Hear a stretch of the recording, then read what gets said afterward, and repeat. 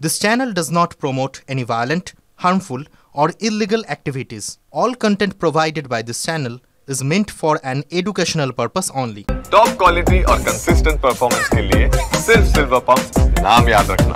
রাত প্রহরে 21শে জুলাই তৃণমূলের সমাবেশের প্রস্তুতি তুঙ্গে। জেলা থেকে কলকাতামুখী কর্মী সমর্থকরা করুণাময়ী গীতাঞ্জলি স্টেডিয়াম ও নেতাজি ইন্ডোরে থাকা খাওয়ার ব্যবস্থা করা হয়েছে।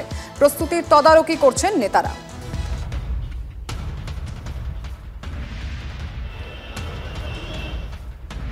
ছাব্বিশে বিধানসভা ভোটের আগে এবার তৃণমূলের শেষ 21শে জুলাইয়ের সমাবেশ।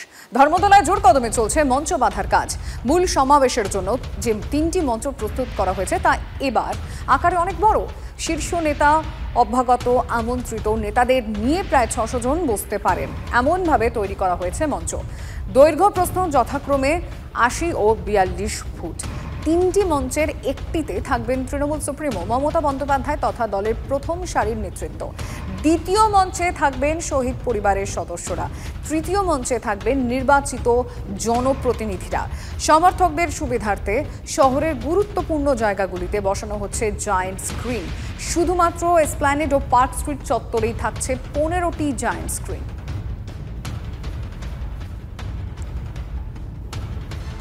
একশে মিছিল নগরী কলকাতা। ধর্মতলামুখী 7 বড় মিছিল। শ্যামবাজার মোড়, হেদুয়া পার্ক, হাজরা পার্ক থেকে মিছিল যাবে ধর্মতলায়। পার্ক সার্কাস 7 পয়েন্ট থেকেও মিছিল যাবে ধর্মতলায়। হাওড়া, শিয়ালদা, কলকাতা স্টেশন থেকে 3 বড় মিছিল ধর্মতলা যাবে। শহরের 22 জায়গায় তৃণমূলের জমায়েত হবে, খবর পুলিশ সূত্রে। মিছিলগুলির নেতৃত্বে শশী পাঁজা, অতীন ঘোষ, শোভন মালা রায়া। হাওড়া থেকে বড় মিছিলের নেতৃত্বে অরূপ রায়।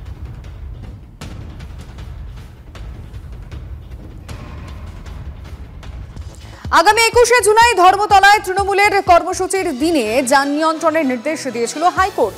শুক্রবার হাইকোর্ট নির্দেশ দিয়েছিল সকাল 9টা থেকে বেলা 11টা পর্যন্ত কলকাতা শহরে যাতে কোনো যানজট না হয় তার সুনিশ্চিত করতে হবে পুলিশকে। আদালতের সেই নির্দেশ মেনেই যান নিয়ন্ত্রণ করা হবে বলে লালবাজার সূত্রে খবর। তবে সোমবার কোন রাস্তায় কতক্ষণ কি ট্রাফিক বিধিনিষেধ থাকবে তা বিজ্ঞপ্তি দিয়ে জানিয়ে দিয়েছে পুলিশ। 21শে জুলাই ভোর 4টে থেকে রাত 9টা পর্যন্ত বেশ কিছু রাস্তায় যাত্রীবাহী যান চলাচল নিয়ন্ত্রণ করা হবে। এই রাস্তাগুলি হলো আমহা street, Bidhan Sarani, college street, Brabourne road, Strand road, BB Ganguly street, Bentinck street, new CIT road এবং রবীন্দ্র সরণি। আর তাছাড়া 21শে জুলাই ভোর 3টে থেকে রাত 8টা পর্যন্ত শহরে কোনো পণ্যবাহী গাড়ি ঢুকতে দেওয়া হবে না বলে জানিয়েছে পুলিশ। তবে এলপিজি গ্যাস সিলিন্ডার বোঝাই গাড়ি, মাছ, মাংস কিংবা অত্যাবশ্যকীয় পণ্য নিয়ে শহরে ঢোকা গাড়ির ক্ষেত্রে এই বিধিনিষেধ থাকছে না। পুলিশের তরফে জানানো হয়েছে যে ওই দিন শহরের বেশ কিছু গুরুত্বপূর্ণ জায়গা এবং রাস্তায় গাড়ি পার্কিং করতে দেওয়া হবে না। তৃণমূলের শহীদ দিবসে শহরে কিন্তু বজ্রআটুনি থাকছে। ধর্মতলামুখী প্রতিটি মিছিলে 1 জন করে অ্যাসিস্ট্যান্ট কমিশনার পদমর্যাদার পুলিশ। ধর্মতলার মূল মঞ্চের কাছে থাকছে 3 কিউআরটি, সভাস্থলের কাছে 14 জনের দায়িত্বে আইপিএস অফিসার। প্রতিটি মেট্রো স্টেশনে 1 জন করে সাব ইন্সপেক্টর। মিছিল নিয়ন্ত্রণে বাঁশ, টিনের ব্যারিকেড, মিছিলের সামনে ও পিছনে থাকবে পুলিশ অফিসাররা। ড্রোনে ও উঁচু বহুতল থেকে নজরদারি চালাবে পুলিশ।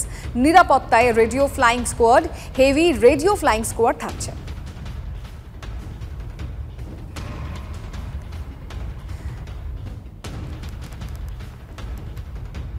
বিরোধীরা কি বলছেন 21শে জুলাইয়ের এই নিয়ে, তারা কি মনে করছেন জানবো।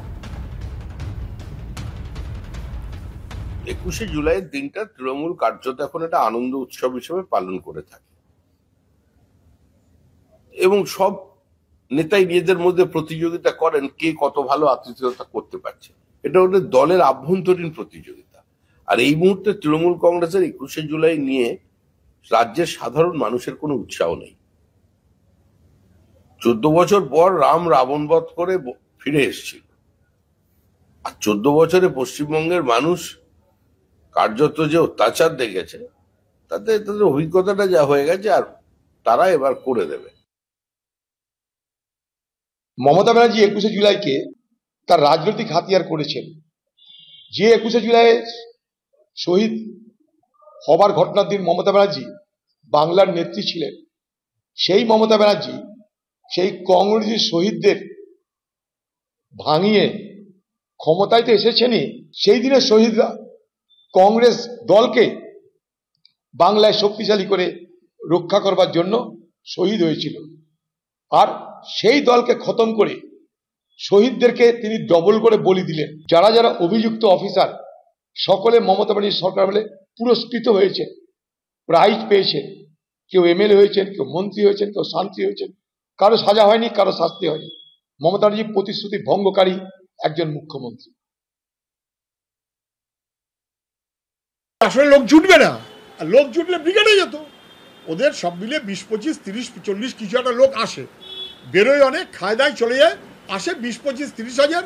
তো 20, 25, 30 হাজার দিয়ে কলকাতা যদি ভরাট দেখাতে হয়, অতএব ভিক্টোরিয়া ব্রিগেডে গেলে ধরা পড়ে যাবে। পাগলু ডান্স করেও কিন্তু ব্রিগেডে লোক জোটেনি, ব্রিগেডে সভা করার যোগ্যতা নেই। তাই তৃণমূল দাদা আবেগের কথা বলছে, কোর্টকে যদি অস্বীকার করে তাহলে কোর্টের উপযুক্ত ব্যবস্থা নেওয়া উচিত। বাস্তিল ডে পালন করা হয় প্যারিসে, ফ্রান্সের প্যারিসে। বাস্তিল দুর্গের পতন, ফ্রেঞ্চ রেভলিউশন। সেই বাস্তিল ডে যেদিন হয় সেই দিনটা তফাৎ করে না প্যারিসে করা যাবে না, যানজট হবে, বাইরে গিয়ে করতে হবে, এরকম ঘটনা হয় না। এগুলো হচ্ছে স্থান মাহাত্ম্য আর ওই দিনের মাহাত্ম্য। 21শে জুলাই এই রকমই একটা অনুষ্ঠান।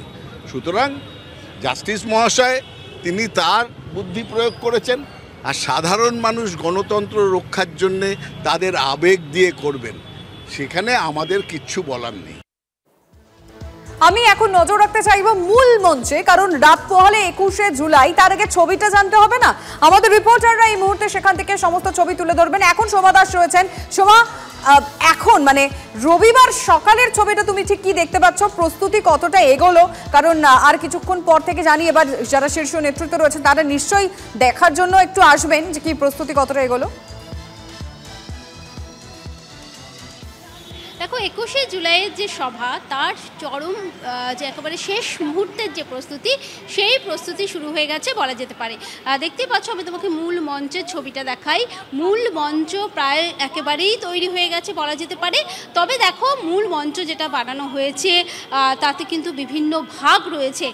কোথায় মুখ্যমন্ত্রী মমতা বন্দ্যোপাধ্যায় বসবেন, শহীদের পরিবার থেকে যারা আসবেন তারা কোথায় বসবেন, এবং তার সঙ্গে যারা মন্ত্রীরা থাকবেন, এমএলএরা থাকবেন, তারা কোথায় বসবেন, সেই বিষয়টি কিন্তু এখানে দেখে নেওয়া হচ্ছে, এবং সেই অনুযায়ী কিন্তু এখানে যে মঞ্চ, সেই মঞ্চ প্রস্তুত করা হচ্ছে। পাশাপাশি একদিকে যেমন মঞ্চ বাঁধার কাজটি হচ্ছে, আর কিছুক্ষণ পরেই কিন্তু আমরা যেটা জানতে পারছি যে তৃণমূলের শীর্ষ নেতৃত্ব তারা আসবেন, তারা এসে দেখবেন। পাশাপাশি কিন্তু আমরা দেখি প্রতিবারই পুলিশ কমিশনার তিনি নিজেও আসেন, এই যে ব্যবস্থাপনা, সেই ব্যবস্থাপনাও কিন্তু তিনি খতিয়ে দেখেন। 21শে জুলাই যে সভা হবে, সেই সভাকে ঘিরে, অর্থাৎ ধর্মতলার মতো একটি গুরুত্বপূর্ণ জায়গা, সেখানে যাতে যানজট তৈরি না হয় তার জন্য কিন্তু একেবারেই কলকাতা পুলিশ, ট্রাফিক তারা কিন্তু সম্পূর্ণভাবে কিন্তু প্রস্তুত রয়েছে, যাতে কোনো রকমভাবে যানজটের সমস্যা না হয়। সেদিক থেকে যেমন পুলিশের উচ্চপদস্থ কর্তারা তারা নিজেরা আসবেন এখানে, পাশাপাশি কিন্তু তৃণমূলের শীর্ষ নেতৃত্ব তারা আসবেন। এছাড়াও বলে রাখি, তৃণমূলের কর্মী সমর্থকেরা তারা কিন্তু গতকাল থেকেই আসতে শুরু করে দিয়েছেন। একেবারে সময় তুমি নজর রাখো, রাত পোহালেই 21শে জুলাই তৃণমূলের সমাবেশের প্রস্তুতি কিন্তু তুঙ্গে, যেটা সময় দেখাচ্ছিল। জেলা থেকে কলকাতামুখী কর্মী সমর্থকরা করুণাময়ী গীতাঞ্জলি স্টেডিয়াম ও নেতাজি ইন্ডোরে থাকা খাওয়ার ব্যবস্থা করা হয়েছে। গীতাঞ্জলি স্টেডিয়ামে ইতিমধ্যে মালদহ এবং মুর্শিদাবাদ থেকে প্রচুর তৃণমূল কর্মী সমর্থকরা এসে গিয়েছেন। তুমি দেখতে পাচ্ছ মালদহ থেকে রাজ্যের মন্ত্রী তাজমুল হোসেনের নেতৃত্বে তৃণমূল কর্মী সমর্থকরা এসেছেন, এবং শুধু মালদহ নয়, মুর্শিদাবাদের বিভিন্ন জায়গাতেও কিন্তু ইতিমধ্যে গীতাঞ্জলি স্টেডিয়াম থেকে কর্মী সমর্থকরা আসতে শুরু করেছেন। আমার সঙ্গে রাজ্যের মন্ত্রী তাজমুল হোসেন আছে, আমি সরাসরি তার কাছে একবার চলে যাব। আগামী বছর বিধানসভা নির্বাচন, গত লোকসভা নির্বাচনে মালদায় ভালো ফল হয়নি তৃণমূলের, যেটা দেখা গিয়েছে। বিধানসভা নির্বাচনে কি হবে বলে মনে হয় আপনার? মমতা ব্যানার্জি যেন চতুর্থবারের জন্য মুখ্যমন্ত্রী হয়, তার যে ঋণ, তার যে এতগুলো প্রকল্প, সেই প্রকল্পগুলো যে এত পেয়েছে, তার ঋণ শোধ করার জন্য মানুষ এখন তাকিয়ে আছে, যে মমতা ব্যানার্জির ঋণ শোধ করার জন্য 2026 সালে তাকিয়ে আছে। মালদা থেকে এই তৃণমূল কর্মী সমর্থকরা কিন্তু যথেষ্ট উজ্জীবিত, তারা কিন্তু গতকাল থেকেই এই গীতাঞ্জলি স্টেডিয়ামে আসতে শুরু করেছে, এবং যেটা মূলত দাবি যে এবার গতবারগুলোর তুলনায় কিন্তু অনেক বেশি ভিড় হবে মালদহ মুর্শিদাবাদে।